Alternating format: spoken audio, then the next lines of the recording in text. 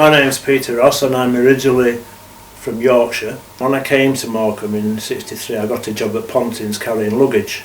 No wage, we just worked for tips, very hard work, 6 to 8 big cases at a time, and that's how I earned my pocket money.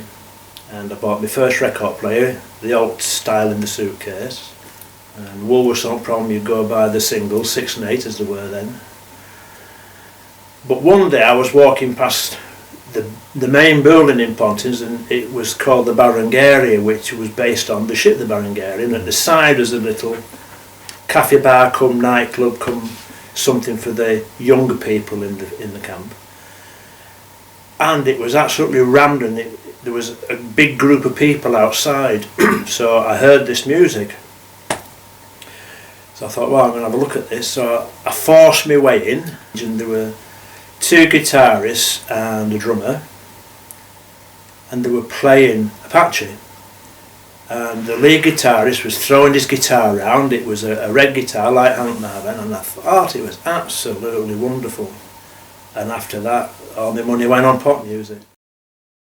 The Winter Gardens in Morecambe used to have Sunday concerts, so I would save up to go to a Sunday concert, and in those days you would get all the top acts of the day. And I've seen the Kinks, the Hollies, that some people won't know of, Pinkerton's Assorted Colours, Ivy League that became the Flower Pot Men, Long John Baldry, Joe Brown and the Brothers, which were absolutely brilliant, Fred and the Dreamers 2 or 3 times, and I also used to go to the Floral Hall, and I went there specifically to see Reverend Brack and the Rocking Vickers, who were from Blackpool. And it was Lemmy who later went on to make fame with Motorhead. There was an element of comedy with it as well, because the group were playing an instrumental break, and he went off stage and then came back on, and he poured a bucket of water over the bass guitarist as he's plugged in. Thought, wow, that works for me. Yeah, great stuff. One of my favourite groups at the Winter Gardens was the Hollies. And the Hollies are still touring now, but they're still doing sell-out tours. Another of my favourite groups, the Kinks, fine musicians, really, really good, brilliant night.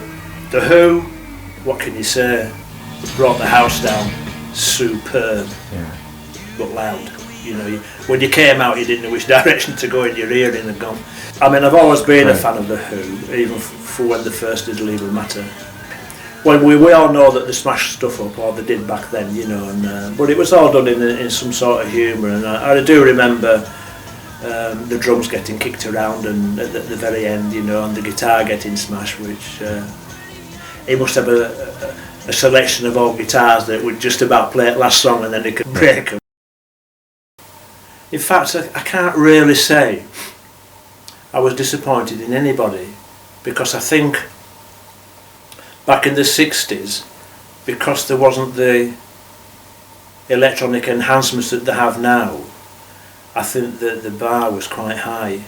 But in other words, you had to be as good as your record for your live audience, because otherwise you'd be booed off. You know, they were all superb musicians. But then there was a couple of other venues in Morecambe, which was the Tivoli Bar upstairs, where you had local live bands, and the small bar at the Midland, the Seahorse Bar, and they tended to have more heavy metal than anything, but 1 or 2 of them started there and went on to other things. And a friend of mine said the very last group to play in the Midland Seahorse Bar was Saxon, and then they went on to do Wheels of Steel and such like. I know people haven't got money now, but our parents hadn't any money, so you were a bit limited as to what you could do, what records you could buy. You had to be very selective. There was none, here, borrow this and record it, and because nothing had, you know, it was reel to reel if you could afford one. So sometimes you couldn't afford to go to a pop concert, and a Saturday night might be flicks at the Odeon at Empire, you know. And I mean, I think that we probably mostly all met up in the pubs, probably the Ratford Arms, Bulletel on a Sunday. This is going back to when on a Sunday the opening were 12 till 2, and the Bulletel always had some sort of local band on, and if you weren't in the queue waiting for them opening, you didn't get in. It was queued out. Right. Because they had a live band, and then it was 2 o'clock, and you're off. So occasionally, if there was wrestling on at the Central Pier, we'd all go up to the Central Pier because they always had a longer licence. But one of the local groups that are still going strong is Tommy During the Midnights. And they used to play regularly at the Globe Hotel, and this was before it had the sort of glass extension outside.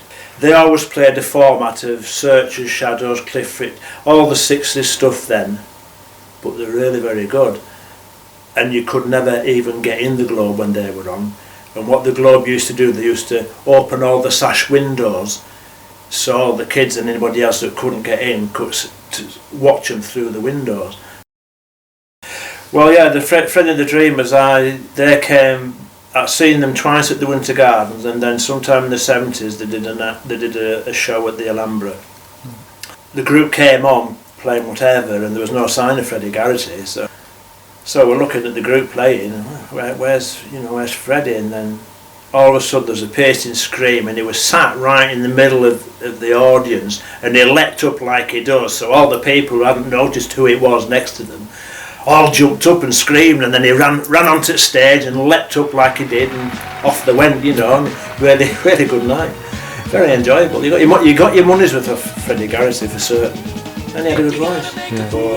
Yeah. But he's like from another era, Him and all of these top people gave you your money's worth. Mm-hmm. You went out feeling really good. Mm. If you gotta make a fool of somebody, if you gotta make a fool of someone,